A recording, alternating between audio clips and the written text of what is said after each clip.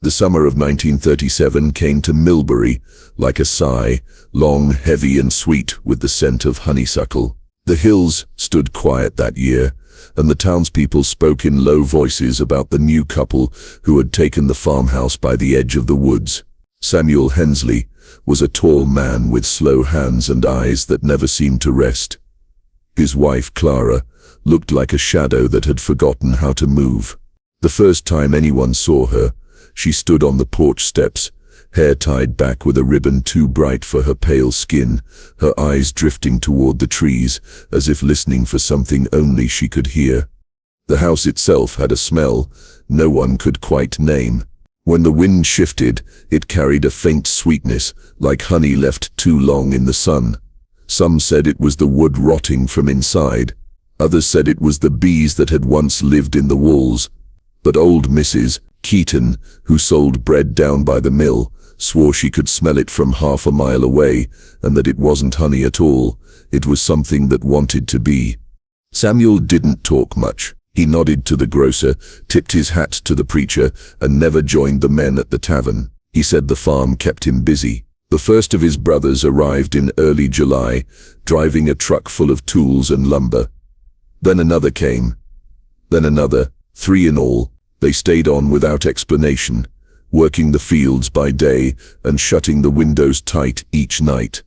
Even when the air turned thick with heat, the neighbors saw their lamps burning late, the shadows moving in strange rhythm across the curtains. Clara was rarely seen after that. When she did appear in town, her eyes looked clouded, her voice flat, like she was answering questions from far away. She always bought the same things: flour, salt, jars of honey. And when someone asked about her husband or the brothers, she smiled the way a person does when they've forgotten what smiling means. By August, people started talking. Some said the brothers were building a still, others said a bunker, maybe even digging for something buried long before their time.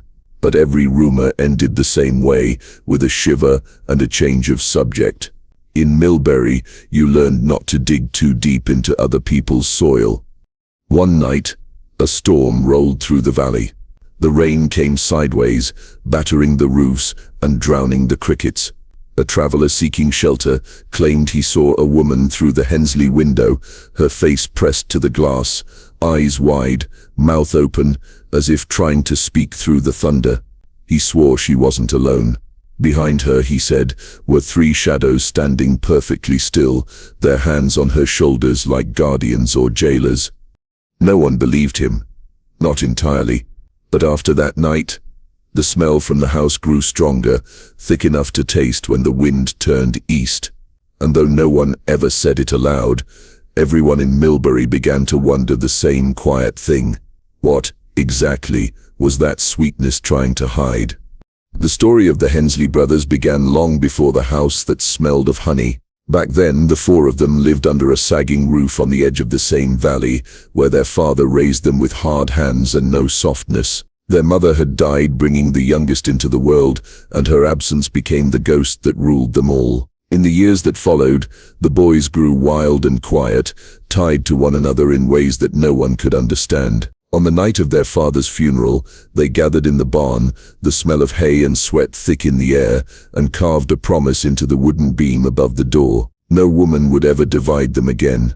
People said the Hensleys were cursed by the same blood that kept them close. They never stayed apart for long. If one worked the mines, the others followed. If one found land, the rest came to settle beside it. And when Samuel, the eldest, brought home Clara, the pale girl from another county, they treated it as a family affair, not a marriage. Samuel called it a joining of names, not hearts. His brothers nodded, loyal to the pact carved into their childhood. At first, Clara didn't seem to resist. She spoke softly, moved carefully, and smiled when Samuel's hand rested on her shoulder. To outsiders, it looked like devotion.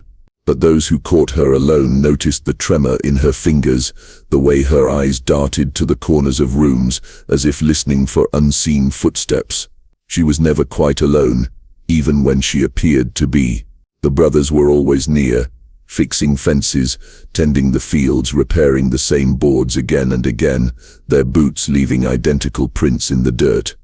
As summer deepened, the brothers' closeness began to feel unnatural. They moved like one body, with 4 heads, each finishing the other's sentence, each knowing when the other would rise or sleep. Clara's laughter faded, replaced by a thin hum that carried through the halls. The neighbors said it sounded like a prayer, or maybe a plea. No one could tell which. Then came the noises from the cellar. At first just a soft scraping like wood expanding in the heat. Later heavier sounds, something dragging, something breathing. Samuel told anyone who asked that he was keeping wine down there or preserving honey for the winter. But the smell that rose from beneath the floorboards was not sweet. It was metallic, sharp enough to sting the eyes. One night, Clara was seen standing by the well, her hair loose, her nightdress clinging to her thin frame. She whispered something into the darkness and dropped her wedding ring into the water. The next morning, Samuel boarded the well shut and told the neighbors she'd imagined things. After that, she was rarely seen again. The brothers worked longer hours, their shirts soaked with sweat, their eyes hollow and bright. And from the cellar came that same low sound, steady, pulsing, almost like breathing. Whether it was something living or something dying, no one could tell. But everyone agreed it sounded human. The morning the delivery boy came to the Hensley house, the fog was still low across the fields. He was a thin boy, no more than 16, sent to deliver sacks of flour and jars of molasses. He later said he wouldn't have thought much of the house if not for the sound he heard, faint, almost like a woman's voice, crying beneath his feet. It came from under the porch, slow and muffled, like someone trapped in a dream they couldn't wake from. When he asked Samuel about it, the eldest Hensley smiled the way a man does when he's already thought of an answer. He said it was the pipes. Old houses make strange noises, he told him. Then he paid the boy double and told him not to come back. But the boy did talk. He told the sheriff about the sound, about the way the brothers stood together on the porch, not speaking but breathing in rhythm, watching him with the stillness of cattle before a storm. The sheriff didn't believe him at first. Millbury had always known the Hensleys were odd, but odd was not a crime. Still, the story stuck with him. By the next morning, curiosity or something colder brought him to their door. Samuel met him before he could knock. His smile was calm, his shirt pressed clean, his tone almost kind. The brothers stood behind him, in a line, each one wearing the same faint smirk. The sheriff asked to look around, and Samuel, ever the gracious host, invited him in. The air inside was thick, sweet, almost clinging to the throat. The sheriff later said it smelled like honey left to spoil.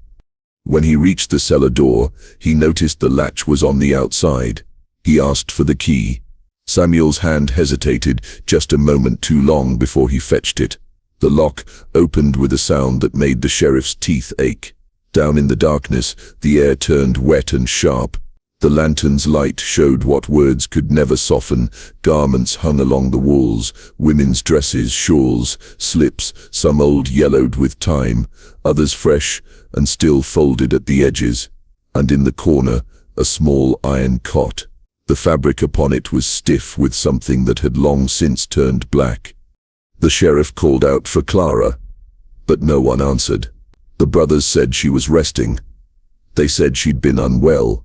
Samuel stepped forward then, calm as ever, and handed the sheriff a stack of papers. The first was a marriage license, then another, and another, 4 signatures, one name repeated beside each, Clara Hensley. The ink bled slightly where it had been pressed too hard, as if the hand that signed it had trembled. The sheriff looked at them, speechless. There was no law for this. No words for what he saw, just the sound of flies humming in the cellar and the heavy sweetness that filled the air like a curse. When he left the house that day, he told no one what he'd found. Some say he couldn't. Others say he understood that Millbury had already chosen silence over sin, and in the quiet that followed, The crying beneath the floorboards stopped, though no one ever heard the door unlock again. By the time autumn settled over Millbury, the leaves had turned the same color as old bruises. The air carried the sharp scent of decay and wood smoke, and the Hensley farmhouse seemed to breathe with it, pulsing faintly against the hills like something alive. Clara had not been seen for weeks. Those who caught glimpses of her through the window said her body had changed, swollen in ways that made no sense. Her frame stretched thin, but her belly heavy and full. The neighbors whispered that she was carrying again, though no one could say whose child it might be. Some said it belonged to Samuel. Others said it belonged to all four. The brothers began to build something in the barn. A small room lined with rough boards and sealed at the windows with tar. At night, the sound of hammering went on long after the lamps in town had gone dark. Then, when the first frost came, the hammering stopped. For 3 days, smoke rose from the barn chimney, thick and dark, curling through the grey sky. No one came or went. Dogs howled from across the fields, but refused to cross the fence line. On the 4th day, Samuel appeared in the orchard behind the house, a spade in his hands. He worked in silence, digging beneath the withered apple trees, until the sun dipped below the ridge. When he finished, he carried something wrapped in white linen, small, careful, as if afraid it might wake. He buried it without ceremony, then covered the ground with fresh leaves.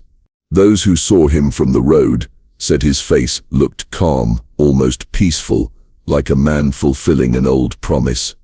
But Clara's voice did not fade. That night, the cries began again, thin at first, then rising, breaking, twisting into sounds that no one could mistake for human. They said it was like hearing 2 voices inside one throat, one begging and one commanding. The crows that nested near the barn vanished the next morning, leaving only black feathers scattered across the field. The midwife from the next county was called in haste. She arrived just before dusk, trembling but determined. She entered the barn and was never seen again. Her horse was found days later by the riverbank, reins sliced through cleanly, the saddle smeared with a sticky dark stain that caught the light like melted amber. The sheriff came once more but didn't stay long. He looked at the barn, at the quiet fields, at the brothers standing together like fence posts in the cold wind. Then he turned back toward town without a word. By winter, the Hensley house stood silent again, but the air around it was never still. Some nights, when the wind swept down from the hills, people swore they could hear Clara calling from the orchard, her voice soft, almost loving, whispering the same word over and over: "Come."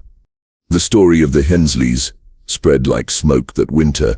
It drifted beyond the valley, across county lines, carried by rumor and the trembling voices of those who swore they'd heard the cries. By spring, the tale reached Cincinnati, where a small group of newspaper men decided to chase the truth behind the whispers. They arrived in Millbury with cameras, notebooks, and the kind of arrogance that only outsiders bring. Men who believed horror was something you could frame on film and take home with you. The first day, they walked the property line, snapping photographs of the crooked house and the orchard, where nothing grew. They spoke to neighbors who would not meet their eyes, who warned them in quiet tones to stay on the road after dark. One woman, old and blind in one eye, told them that the ground near the barn hummed when you pressed your ear to it. Another said she'd seen faces in the walls, shapes that shifted like candlelight when the moon rose full. The reporters laughed then, but the laughter didn't last long. That night, they set up their equipment near the fence, hoping to catch a glimpse of Clara or her husband. The house was dark, the windows sealed, but now and then a faint glow pulsed from within, as though something inside was breathing in light. One man swore he heard music, low humming, the kind that vibrates in your teeth. Another thought he saw someone moving through the field, barefoot, her dress dragging in the mud.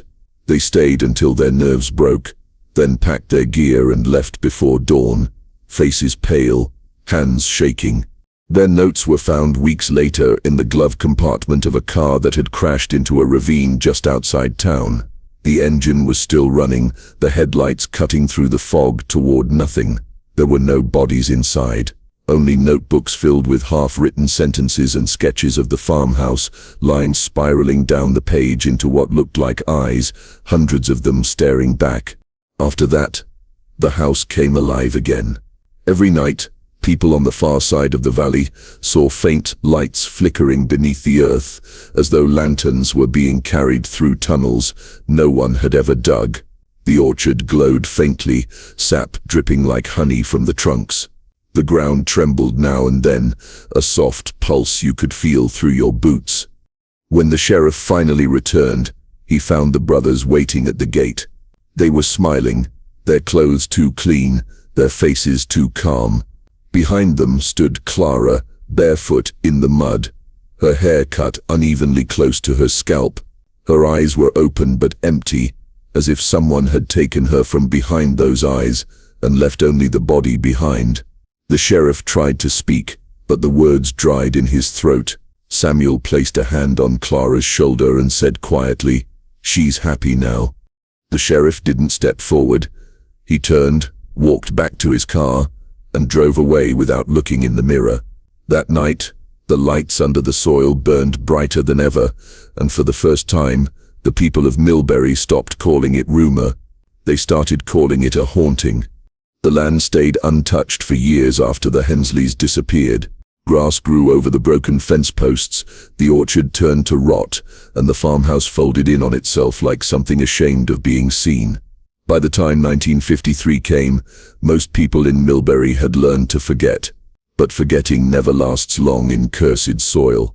When a new construction company came through to clear the valley for a state road, the first shovel struck something soft, and the air changed. The foreman said it smelled sweet. Too sweet for dirt, too clean for decay. Within hours, the workers uncovered a pit the size of a cellar, lined with stone and packed with shapes wrapped in linen. Each one glistened faintly, wet with a golden residue that clung to their gloves and refused to wash off. The sheriff who answered the call wasn't the same man from the old reports, but he'd grown up hearing the story. He remembered his father whispering about the honey house, about the brothers who shared a wife, and the night the lights came from underground. When he stepped into the pit, his boot sank into something that gave way like wax.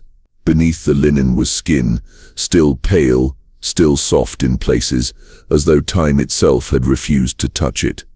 The forensics team catalogued 12 remains at first, 6 women and several smaller shapes they believed to be infants. But as the bodies were cleaned and unwrapped, the number grew. Some skeletons were fused together, ribs overlapping like branches pressed too long in the dark. Others had bones that twisted unnaturally, hands webbed as if molded by the same imperfect design. Blood samples taken from the preserved tissue showed a shared anomaly, strands looping back on themselves, identical in every specimen, as though all of them were born from one root. Among the bodies was one that still wore a ring on its finger, thin, tarnished, carved with the letter C. When the lab confirmed the band matched the Hensley marriage license, the news spread fast. The papers called it an archaeological marvel. Scientists called it a genetic collapse, a closed line breeding itself into oblivion. But in Millbury they called it something simpler. The curse had ripened. When the remains were moved to the county morgue, the workers noticed something strange. The jars of evidence, tissue samples, bone fragments, vials of the golden residue, all began to leak, no matter how tightly they were sealed. The fluid seeped through glass, staining the shelves and floor, until the whole room smelled like honey. The janitors complained of headaches and dreams, where the walls pulsed like a heartbeat. Some swore they heard a woman humming through the vents at night. They burned the remains 2 weeks later, against procedure, hoping to end whatever had followed them. But even after the ashes were buried, the scent lingered in the air for miles. Sweet, heavy, impossible to escape. People who passed through the valley afterward said it smelled alive, like the earth itself was remembering her. The Hensley land is quiet now. The farmhouse is gone, its foundations swallowed by weeds and time, the orchard reduced to a field of grey stumps. A rusted fence circles the property, its barbed wire sagging like an old scar. No one lives there, and no one dares to build. But every few years, someone crosses that fence: filmmakers, ghost hunters, the curious, and each time they leave with less than they brought. Cameras stop working, compasses spin, and the air, they say, still carries that faint, cloying sweetness, like honey that's begun to burn. Urban explorers tell stories of what they've found beneath the soil: glass jars buried shallow, their lids corroded, their insides filled with dark amber liquid that glows faintly under light. Some jars hold fragments of bone, tiny, delicate, like the remains of birds. Others contain hair, pressed flat against the glass, woven together in spirals. One explorer broke a jar once. He said the liquid clung to his hands, warm at first, then cold, as if it recognized him. Days later, he developed rashes that shimmered gold when the light hit them. Samples were taken by a local university lab, and the results confused everyone. The DNA was human, but it matched no recorded Hensley descendants. Instead, fragments connected to families still living in the region, names scattered through town registries, and bloodlines that shouldn't have crossed. It was as if the land itself had spread the Hensley blood, carrying it through rain, soil, and years, letting it take root in new bodies that never asked for it. Scientists called it contamination. The townspeople called it return. After heavy rains, the ground oozes small pools of golden liquid.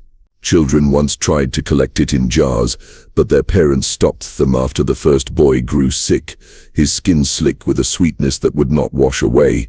Now no one touches it. The honey seeps from the earth like sap from a wounded tree, glistening beneath the moon, thick with something that smells of iron. At night, those who live nearest the old property swear they hear humming rising from the ground. It starts faint, like a breath under the soil, then grows into a soft tune that drifts through the air, carrying no words but heavy with sorrow. They say it's Clara, still singing to the children she never got to keep, still keeping the promise that bound her to the brothers long after flesh and name were gone. No one knows what keeps the land alive, if it's the dead refusing to sleep or the living refusing to forget. Some believe it's memory itself, feeding on those who come too close. Others think it's love, twisted so tightly it turned inward, breeding itself into the soil. But whatever it is, it endures. When the rain falls and the valley darkens, the ground shines faintly gold, and for a moment the whole field seems to breathe, as if something beneath still waits, remembering, reaching, ready to be born again.